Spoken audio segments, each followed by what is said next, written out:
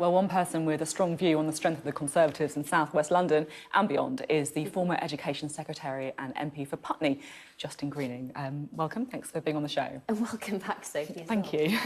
I just wanted to pick up on some of what people were saying when I went to Wandsworth, because the Conservatives, it feels as though some people feel that they did better than expected in the local elections, but you still ended up losing seats. And that first gentleman that I spoke to, who said that he likes Wandsworth Council, he voted Conservative locally, but he's going to see what happens on Brexit. He's not sure about the Conservatives nationally. I mean, you do have some problems, don't you? I think his comments showed how pragmatic voters are. They really do see through a lot of the spin to something that's much more practical about what will voting mean for me.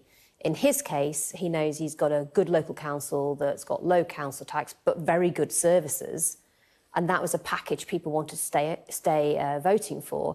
But actually, quite rightly, he sees that as different from who he might want to support at the next election. Indeed, I spoke to a Labour voter who was in a similar position, where he said, I've always voted Labour, but I really have asked myself, after the Russia and Skripal scandal where people saw Corbyn as really weak on that, he said, I really don't know whether I could ever practically vote to put him into Downing Street. And I think what it shows is people are very pragmatic, but they also want to see, I think, centre ground politics come back in our country. And that's something that maybe they feel has slightly gone, and the Brexit debate feeling like it's polarising public opinion, when actually what people want to see are politicians working together for people, and it being less about the politics and a bit more about them. Labour ran you pretty close in Wandsworth. Are you worried about your own seat at the next election? Oh, I just do my very best for my local community, and then it's up to them who they want representing them at the next election. But I do think I won that seat from Labour in 2005, and actually the political climate then wasn't a million miles away from where it is now. People disenchanted with Labour at the time, but not really feeling like the Conservatives were necessarily a good alternative. So I think you win by being in the centre ground, but by, I think for London Conservatives, we had a very modern, open outlook, a liberal outlook. I think it was just modern politics about delivery on the ground for people and taking their priorities as a local community, making them ours, and then backing that up with a record of delivery day to day that people could see for themselves. So that's why they kept it. Is that where you think the Conservative Party is at the moment then, in the centre ground, this open politics that you're talking about? I don't think that people necessarily feel that. I think people feel we have gone more towards the right than perhaps we had under David Cameron, for example. Is that a mistake, you think?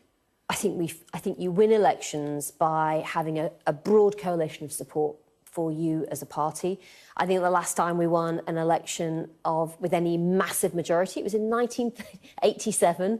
We have got to be a party that really connects not just with how people think about a government that runs Britain in their interest, but how they feel about our country. And in terms of where we go on Brexit, you know, I think my experience talking to people on the doorstep is they want to get through Brexit, and they want us to get onto what's the kind of country we're trying to build after Brexit. And really this perpetual preoccupation with Brexit is perhaps understandable, but I think they see politicians as really obsessing over that, when what they want is for the political class to really start focusing on what's after, and what are we going to do about the issues that drove the Brexit vote in the first place. For example, the fact that people growing up in very different parts of the country seem to have very different chances of reaching their potential and having opportunity. On that point, you went to a comprehensive school in Rotherham. You were the first person in your family to go to university. Do you think the Conservatives are doing enough to speak to those 18-year-old aspirational kids in Rotherham? I think we do need to do more. We've got a good message with them. We've always been the party that stands for equality of opportunity. The challenge we've got as a country is that's never been the case in practice, and we now need to ask ourselves as a party and ask ourselves as a country, what is it going to take to make sure that it doesn't matter where you're growing up, it doesn't matter what your circumstances are, you can have an equal shot at opportunity. We can't have a closed shop when it comes to opportunity. People still feel like it's connections that matter more than your talent, more than your competence. And we've got to change that. But it needs to be the Conservative Party that's really leading the charge on showing how we can do that practically in modern Britain. So to coin a phrase, is it time to take back control of the Conservative Party from the centre ground, people like you? I think people want to hear pragmatic voices in the Conservative Party that aren't ideologically driven, but are focused on putting people first, not the politics. Now, I want to move on to Brexit because you told my colleague Faisal Islam earlier this week that certain pro-Brexit Conservative MPs are acting like Russia on the UN Security Council, vetoing everything that they don't like. What did you mean by that? What I mean is that in the end, there's going to be need to be give and take. And the voices that we tend to hear in Brexit are passionate, understandably, but they tend to be on the kind of wings of the argument, either very passionate that this was a big mistake and we should be going back into Europe and getting rid of this result. I don't agree with that. Or very passionate that we've now got the vote and we absolutely have to deal on it, deliver on it in its most purest form. I don't agree with that either. What we need is something that is politically sustainable and that respects the result, but actually recognises that if we don't deliver a conservative Brexit, in other words, it has our values as its heart, as in a strong economy, well-managed public finances, opportunity, then actually it won't be something, I believe, that carries the whole country. I represent one of the youngest constituencies in the whole country. In fact, it is the youngest constituency demographically alongside Battersea. And unless you make it work for communities like mine, as those voters get older and they form a bigger part of the electorate, they will simply demand a change. So and exactly I don't think spending then? the next 10 to 15 years as a country continuing to debate and argue about our relationship with our European neighbours will serve this country's future well. We need to resolve this debate and argument now. We need to put the divisions it's created behind us, and we need to look ahead and debate what's the kind of country we want to be after Brexit. That is the most important thing to me. But you've got to get Brexit sorted first, haven't you? I'm keen to talk specifics. And we could spend forever and a day debating it. That's the challenge we've got. Jacob Rees-Mogg says that all he's doing is trying to get Theresa May to stick to the promise she already made to leave the customs union. What's your view on that? Should the UK leave the customs union? I'm interested in the outcomes. I think we have to respect... But we need the process first, don't we? We can't just talk about the outcomes. We need to work out how to get there, and whether or not we're going to be in the customs union is surely at the heart of that. It is, but in the end, I think there's...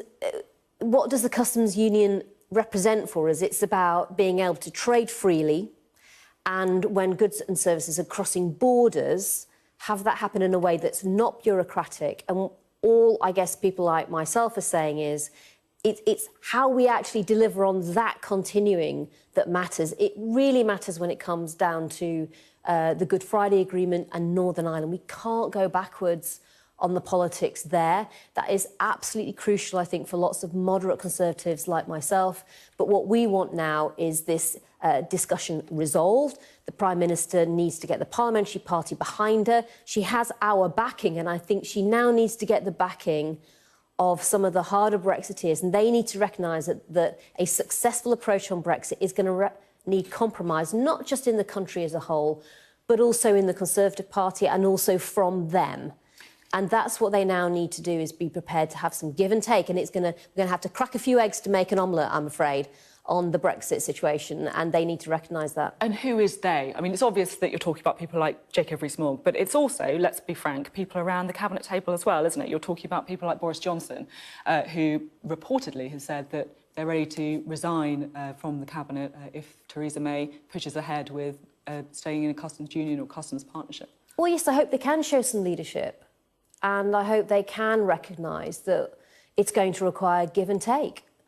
And that will require give and take from them as well. And all I can say is I resigned from government and I've gone to the backbenches, and I'm doing just fine, and I'm enjoying the additional freedom, and I can campaign on the things that matter to me. So you're saying that it wouldn't actually be too bad if some of the Brexiteers stepped down from cabinet? I'm saying we have to decide what's important to all of us. From my perspective, I left government because I wanted to campaign on something that matters to me hugely, which is social mobility. I don't accept Britain as it is today being a country where you're growing up means you get very different chances in life. That's just plain wrong. I think it's wrong for individuals, I think it's bad for communities, and I think it's bad for our country overall. I actually think if you think of a Britain where we all did get an equal shot opportunity where people did get a chance to make the most of their potential. That's really the key to success for us in the 21st century.